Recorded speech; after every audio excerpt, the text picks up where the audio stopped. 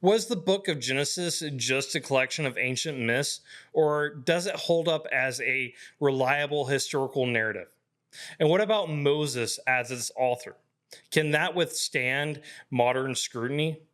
Stick with us on Apologetically Unapologetic as we dive into the evidence, unpack objections, and uncover why Genesis might just be the historical foundation you never expected.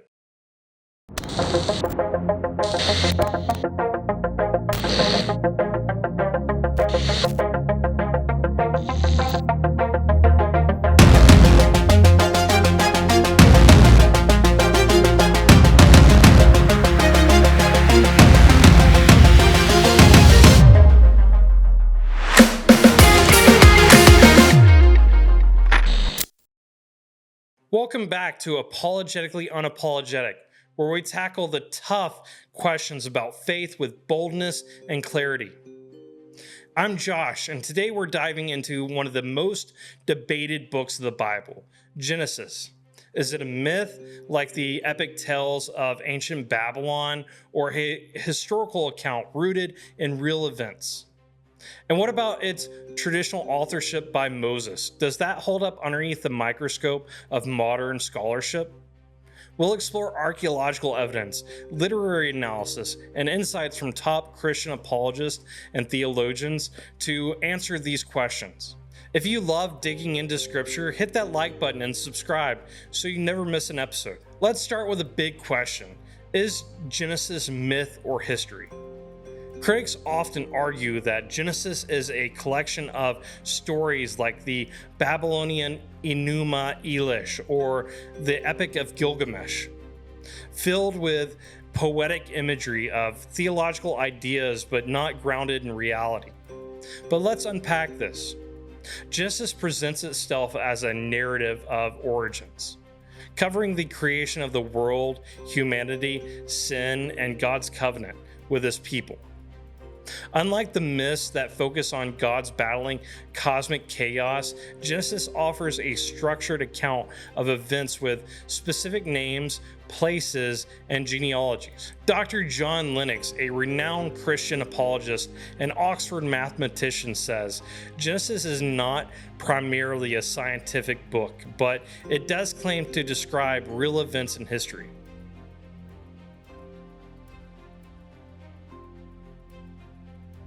Lennox argues that Genesis uses a literary framework but points to historical realities, like the existence of Adam or the flood.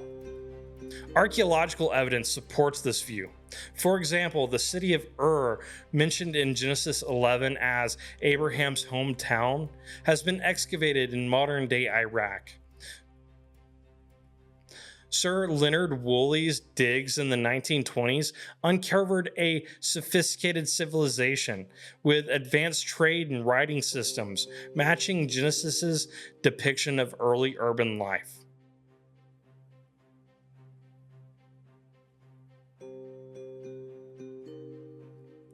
The Ebla tablets discovered in Syria also reference cities like Sodom and Gomorrah from Genesis 19, suggesting they weren't just legendary.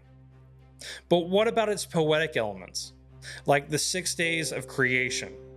Dr. Hugh Ross, an astrophysicist and apologist, argues that Genesis 1 uses a topical framework, not a strict chronological one, to convey theological truths about a real creation event. He notes the Hebrew word yom, translated as day, can mean a long period, not just 24 hours, aligning with an old earth view. This challenges the idea that Genesis is pure myth by showing it can engage with history and science. Objections remain though. Some scholars claim Genesis borrows from older myths, but Dr. Kenneth Kitchen, a leading Egyptologist, points out the similarities between Genesis and other ancient texts are superficial. Genesis's monotheistic worldview and focus on historical genealogies set it apart. Genesis doesn't read like a myth glorifying gods. It's a sobering account of God's relationship with humanity.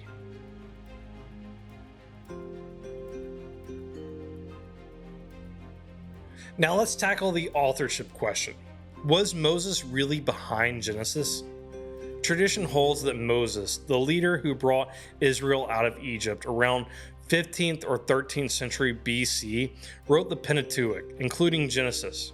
But modern scholars, especially those who follow the documentary hypothesis, argue that Genesis was compiled later by multiple authors, often called J, E, P, and D sources as late as the 6th century BC. Let's weigh the evidence. First, the Bible itself supports Mosaic authorship. Exodus 24:4 says, Moses wrote down all the words of the Lord. Jesus himself attributes the Pentateuch to Moses in John 5:46 through 47. If you believed Moses, you would believe me, for he wrote about me. Tim Keller, a theologian and pastor, emphasizes Jesus' endorsement of Moses as the author carries significant weight for Christians. External evidence also supports Moses.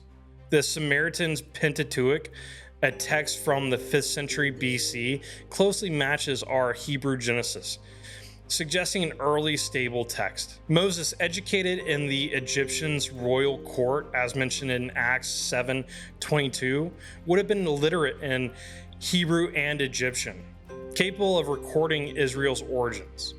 The detailed knowledge of Egyptian culture in Genesis, like the accurate depiction of Pharaoh's court in Joseph's story in Genesis 41, aligns with someone like Moses who knew Egypt intimately. Critics of Mosaic authorship point to supposed anachronisms, like the mention of Philistines in Genesis 21, since Philistines arrived in Canaan later. But Kitchen counters. The terms like Philistines could be later scribal updates to clarify locations for readers, not evidence of late authorship. The documentary hypothesis, while influential, lacks manuscript evidence for its proposed sources, relying heavily on speculation. Dr. William Lane Craig notes, the documentary hypothesis assumes too much about ancient editing practices without concrete proof.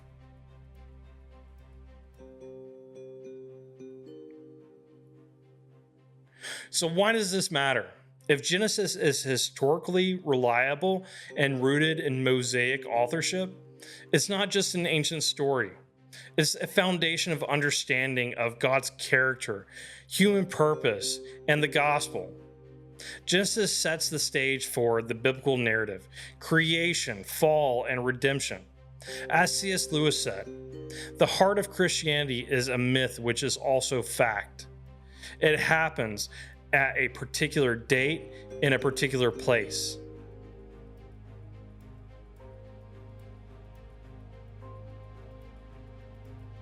Genesis grounds this in history.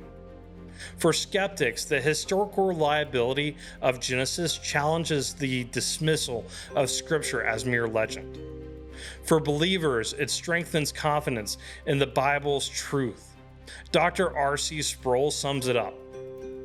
If Genesis is not trustworthy, the rest of Scripture's claims about God's plan of salvation are undermined. Genesis also engages modern questions. Its genealogies, like those of Genesis 5 and 11, provide a timeline that, while debated, shows an intent to record real people and real events. The flood account of Genesis 6 through 9 parallels flood stories worldwide, suggesting a shared memory of a real catastrophe. Geologist Dr. Andrew Snelling argues, geological evidence like widespread sedimentary layers support a massive flood event, even if its global scale is debated.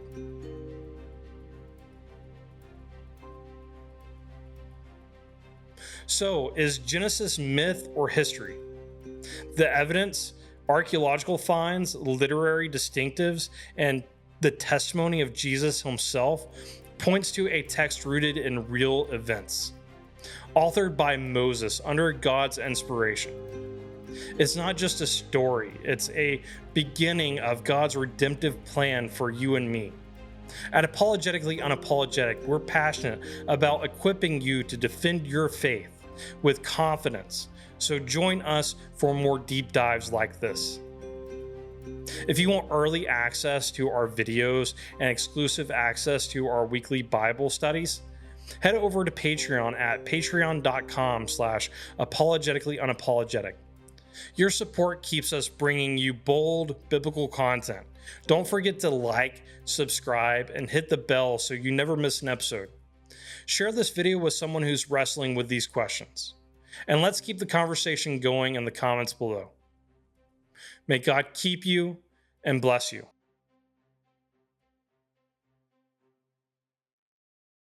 Really quick, before you go, let me explain why I felt led to start this channel.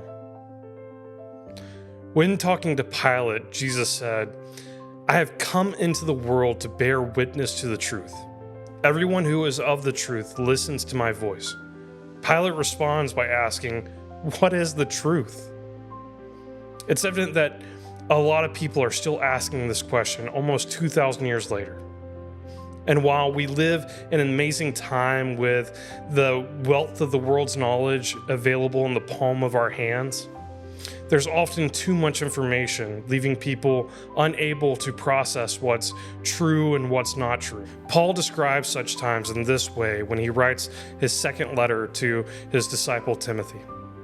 Always learning and never able to arrive at a knowledge of the truth.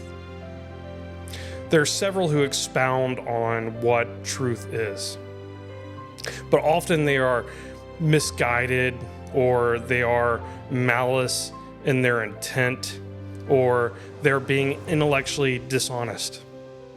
My hope is that I am able to provide evidence for why the scriptural narrative is true, a contextual and practical explanation of the principles found in its writings, and a defense for other believers. As Peter explains, you should always be prepared to make a defense to anyone who asks you for a reason for the hope that is in you, yet do it with gentleness and respect. If you find value in this channel as I do, there are a few ways you can help, both by gifting and without spending any money.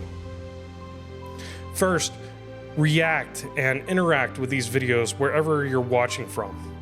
This greatly helps the channel be seen by others and new people. Next, please share this content with others you feel may benefit from the information found here. Also, please subscribe to this channel on all social media. And finally, if you feel led to, and if you have the means to, please consider giving to this channel through the outlets previously mentioned, or the channel's Patreon. All these links are going to be in the video description. Thank you for watching, and may God keep you and bless you.